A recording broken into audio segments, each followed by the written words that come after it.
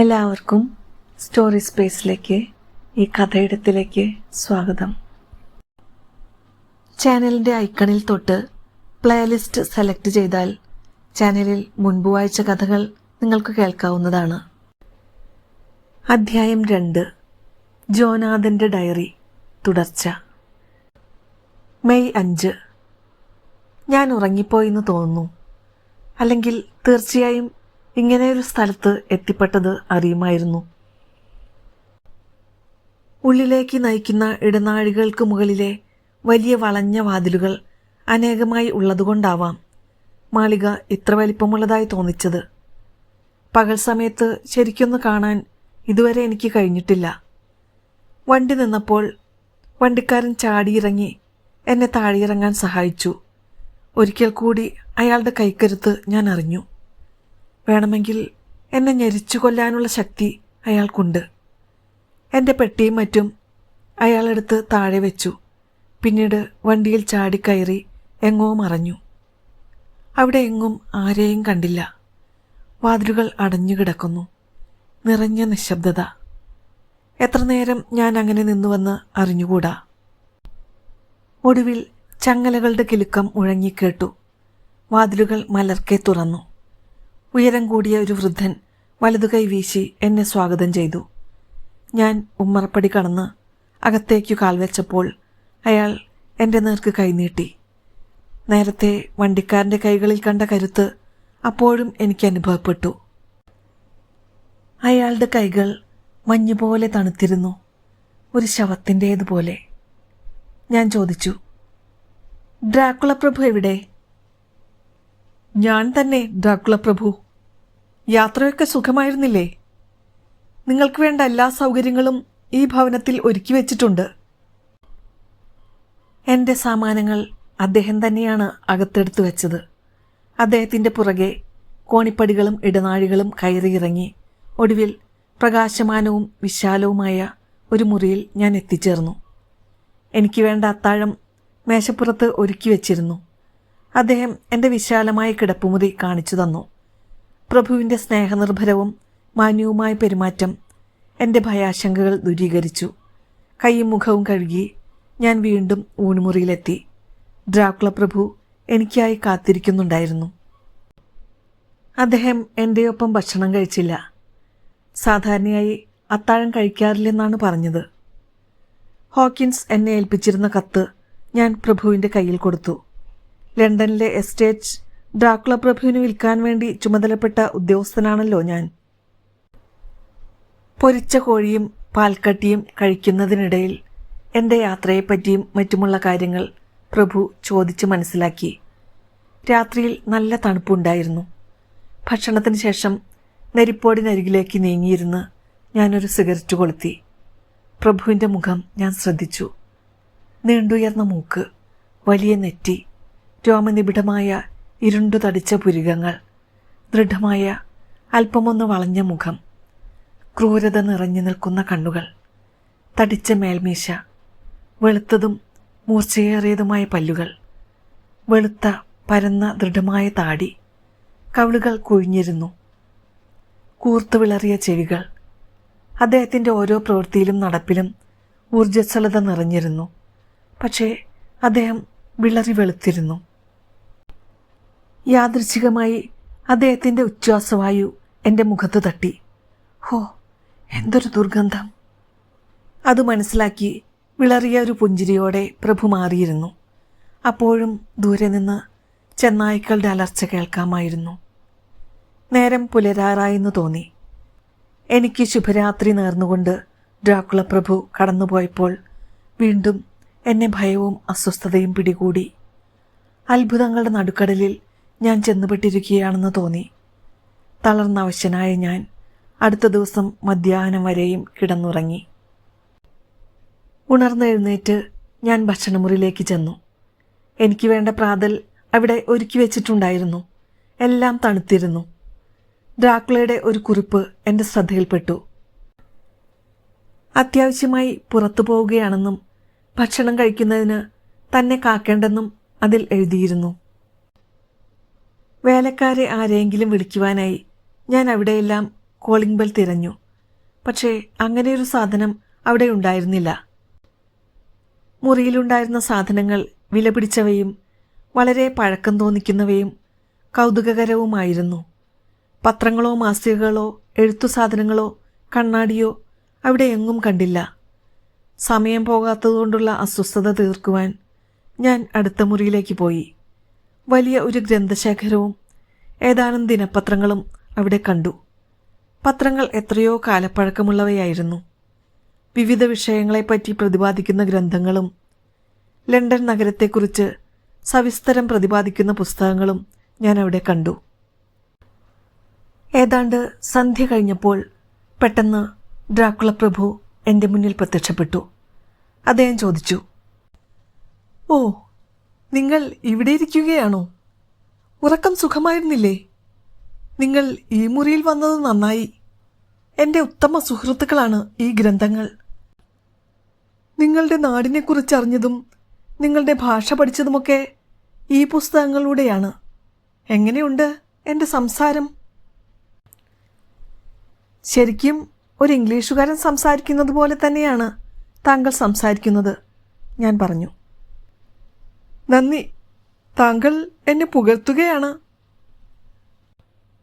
പ്രഭുവിനോട് കുറേ സമയം ഞാൻ സംസാരിച്ചു കൊണ്ടിരുന്നു. ഞാൻ അദ്ദേഹത്തിൻ്റെ കൂടെ കുറേ നാൾ താമസിക്കണമെന്നും ഇംഗ്ലീഷ് ഉച്ചാരണ രീതി എന്നിൽ നിന്ന് കുറേ കൂടി മനസ്സിലാക്കണമെന്നും അദ്ദേഹം പറഞ്ഞു. മനഃപൂർവ്വമാണെന്ന് തോന്നുന്നു. എന്നിൽ നിന്നുള്ള പല ചോദ്യങ്ങൾക്കും അദ്ദേഹം മറുപടി പറയാതെ ഒഴിഞ്ഞുമാറി. ആ കൊട്ടാരത്തിൻ്റെ മറ്റു വശങ്ങളിലെല്ലാം ചെന്നു നോക്കാമെന്നും പക്ഷേ അടച്ചിട്ടിരിക്കുന്ന മുറികളിൽ മാത്രം കടക്കരുതെന്നും അതിനു തക്കതായ കാരണങ്ങളുണ്ടെന്നും പ്രഭു എന്നോട് പറഞ്ഞു. കഴിഞ്ഞ രാത്രിയിൽ അനുഭവപ്പെട്ട ചില കാര്യങ്ങളെക്കുറിച്ചായി എൻ്റെ സംശയം. ഞാൻ ചോദിച്ചു, "വണ്ടിയിൽ വന്നപ്പോൾ നീലവെളിച്ചം കണ്ട സ്ഥലത്തേക്ക് വണ്ടിക്കാരൻ ഇറങ്ങിപ്പോയല്ലോ, അതെന്തിനാണ്?" "ചില രാത്രികളിൽ ഭൂതപ്രേത പിശാചുക്കൾ ചങ്ങലയൂരി നടക്കുമെന്നാണ് വിശ്വാസം. നിങ്ങൾ കണ്ടതരം നീലവെളിച്ചം കാണുന്നിടത്ത് നിധി ഉണ്ടാകും എന്ന് ആളുകൾ കരുതുന്നു." "എങ്കിൽ പിന്നെ ആളുകൾ അവ കുഴിച്ചെടുക്കാത്തതെന്താണ്?" ഞാൻ ചോദിച്ചു. "ഓ, അതോ, ഈ നാട്ടുകാർ ഭയചകിതരാണ്. ആ ഒരൊറ്റ രാത്രിയിൽ മാത്രമേ നീലവെളിച്ചം പ്രത്യക്ഷപ്പെടുകയുള്ളൂ. ഭൂതപ്രേത പിശാചുക്കളെ ഭയന്ന് ഇവിടെയുള്ളവർ ആ രാത്രിയിൽ പുറത്തിറങ്ങി നടക്കാൻ ധൈര്യപ്പെടുകയില്ല. മറ്റൊരു കാര്യം കൂടിയുണ്ട്. വണ്ടിക്കാരൻ ചാടിയിറങ്ങിപ്പോയി ആ സ്ഥലം അടയാളപ്പെടുത്തി എന്നല്ലേ പറയുന്നത്? പകൽ വെളിച്ചത്തിൽ പോലും അവന് ആ സ്ഥലം ഇനി കണ്ടെത്താൻ സാധ്യമല്ല എന്നെനിക്കുറപ്പാണ്. നിങ്ങൾക്ക് പോലും നിങ്ങൾ വന്ന വഴി കണ്ടുപിടിക്കുവാൻ പറ്റില്ല. ആകട്ടെ, ലണ്ടൻ നഗരത്തെക്കുറിച്ചും അവിടെ എനിക്ക് വാങ്ങാനിരിക്കുന്ന എസ്റ്റേറ്റിനെക്കുറിച്ചും വിശദമായി പറഞ്ഞു തരാമോ?" ഞാൻ മുറിയിൽ പോയി ബന്ധപ്പെട്ട റെക്കോർഡുകളും കടലാസുകളും കൊണ്ടുവന്ന് പ്രഭുവിനെ കാണിച്ചു. ഞങ്ങൾ കുറേ സമയം കൂടി സംസാരിച്ചു കൊണ്ടിരുന്നു. അദ്ദേഹത്തിൻ്റെ പ്രവൃത്തിയിലും ചിരിയിലും സംസാരത്തിലും ചലനങ്ങളിൽ പോലും എന്തോ ഒരു അസാധാരണത്വം ഞാൻ ദർശിച്ചു. സമയം കടന്നുപോയി. പുലരാറായെന്ന് തോന്നി. പെട്ടെന്ന് കോഴി കൂവുന്ന ശബ്ദം കേട്ടപ്പോൾ പ്രഭു ചാടി എഴുന്നേറ്റുകൊണ്ട് പറഞ്ഞു, "അയ്യോ, നേരം പുലരാറായി. സംസാരിച്ചു കൊണ്ടിരുന്നതുകൊണ്ട് അറിഞ്ഞില്ല.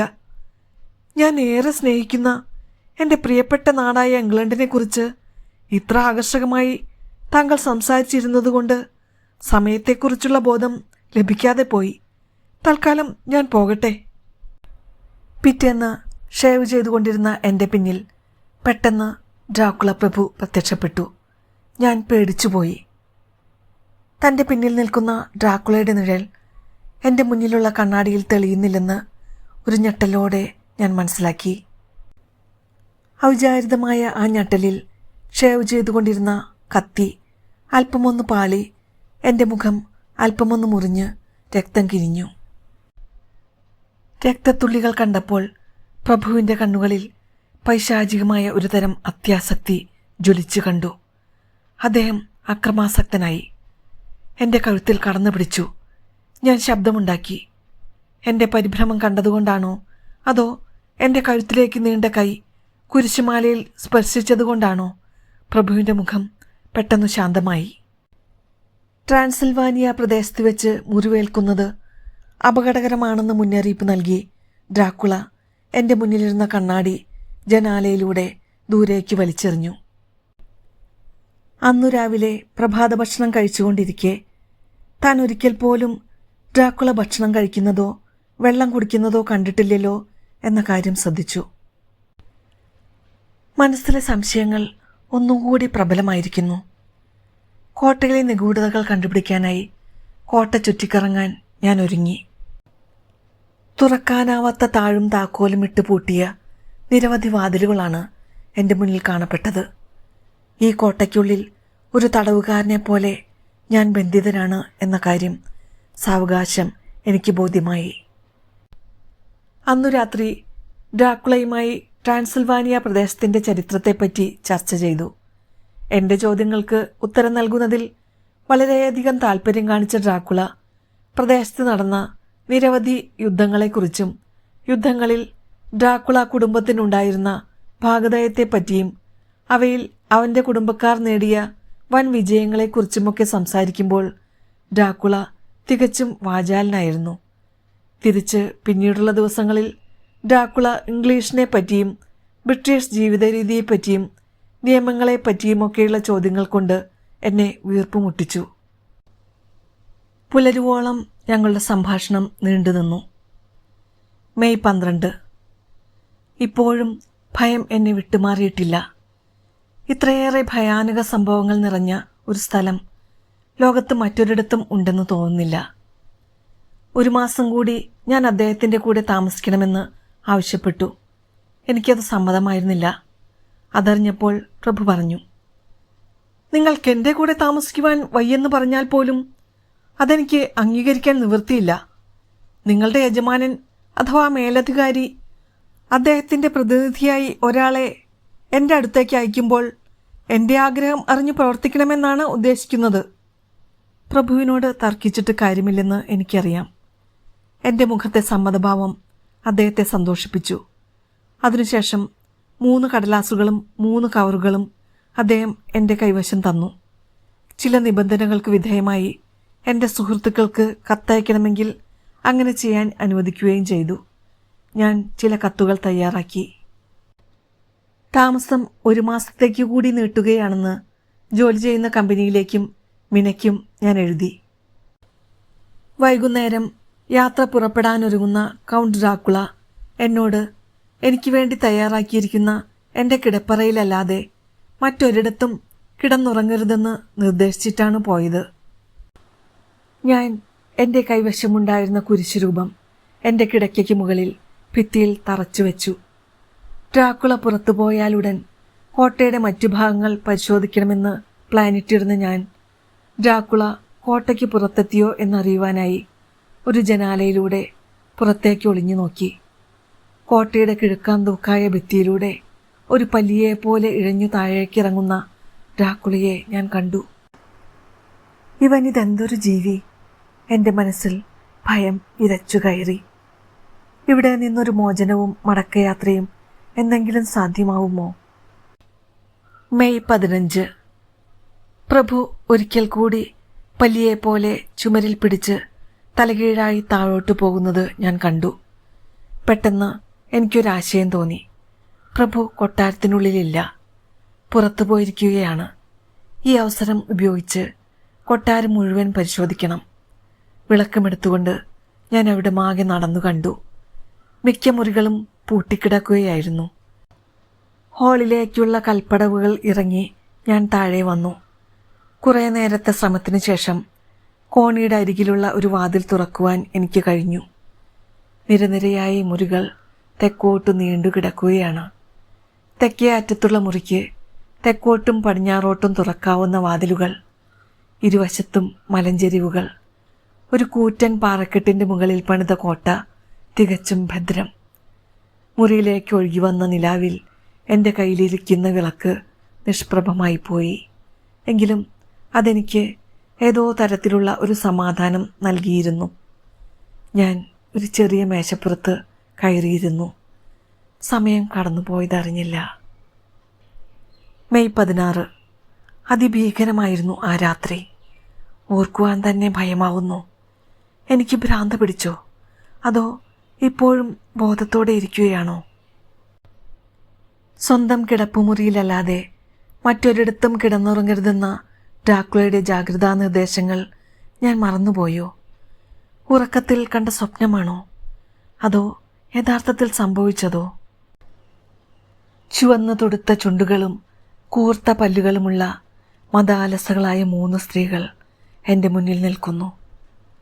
വികലവും തീവ്രവുമായൊരു വികാരം എന്നിൽ ഉടലെടുക്കുന്നത് ഞാൻ അറിഞ്ഞു. അവരിലൊരാൾ മുന്നോട്ട് വന്ന് എൻ്റെ മുഖത്തിന് നേരെ കുനിഞ്ഞു. അവളുടെ ഒരു ചുംബനം പ്രതീക്ഷിച്ച് ഞാൻ കണ്ണുകൾ അടച്ച് അനങ്ങാതെ കിടന്നു. അവളുടെ മുഖം എൻ്റെ മുഖവും താടിയും കഴിഞ്ഞ് കഴുത്തിൽ അമരുന്നതായി തോന്നി. അവളുടെ കൂർത്ത പല്ലുകൾ എൻ്റെ കഴുത്തിൽ തൊട്ടു. അവ അവിടെ വിശ്രമിക്കുകയാണെന്ന് തോന്നി. എത്ര നേരം അങ്ങനെ കിടന്നു എന്നറിയില്ല. മധുരവും കയ്പും നിറഞ്ഞ ഒരനുഭവമായിരുന്നു അതെനിക്ക്.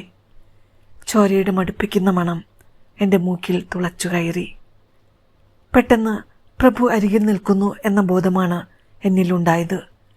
കൊടുങ്കാറ്റ് പോലെ കോപാകുലനായി പ്രഭു അവളെ ഊക്കിൽ പിടിച്ച് പുറകോട്ട് വലിച്ചു. ആ കണ്ണുകളിൽ കോപം ജ്വലിച്ചു നിന്നു. എന്നിട്ട് അദ്ദേഹം മുരണ്ടു. എൻ്റെ ആവശ്യം കഴിയുമ്പോൾ ഞാൻ അവനെ നിങ്ങൾക്ക് വിട്ടുതരാം. അപ്പോൾ നിങ്ങളവനെ ഇഷ്ടം പോലെ ചുംബിച്ചുകൊള്ളൂ. സ്ത്രീകളെ സമാശ്വസിപ്പിക്കുന്നതിനായി ഡ്രാക്കുള അവൻ്റെ കൈവശമുള്ള സഞ്ചിയിൽ നിന്നും പാതി മരിച്ച ഒരു പിഞ്ചു കുഞ്ഞിൻ്റെ ശരീരമെടുത്ത് അവർക്കു നൽകി. പാതി മയക്കത്തിൽ നിന്നും അബോധാവസ്ഥയിലേക്ക് വഴുതി വീണ എൻ്റെ മനസ്സിലുണ്ടായിരുന്ന അവസാനത്തെ ചിത്രം സ്ത്രീകൾ മുറിവിട്ടു പോകുന്നതിൻ്റെയായിരുന്നു.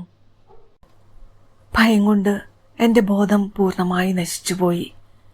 വളരെ നേരം കഴിഞ്ഞിരിക്കണം. ഉണർന്നപ്പോൾ ഞാൻ എൻ്റെ കിടക്കയിൽ കിടക്കുകയായിരുന്നു.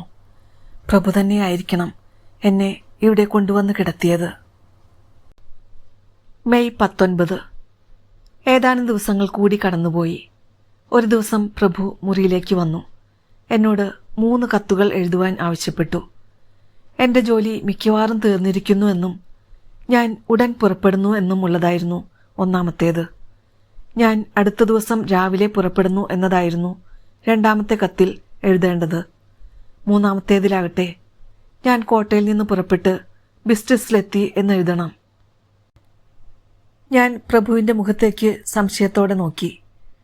ഇവിടെ പോസ്റ്റൽ ഇടപാടുകൾ വളരെ പതുക്കെ നടക്കുന്നതുകൊണ്ടാണ് അത്തരം എഴുത്ത് എഴുതേണ്ടി വന്നത് എന്ന് അദ്ദേഹം എന്നെ സമാശ്വസിപ്പിക്കുവാൻ ശ്രമിച്ചു.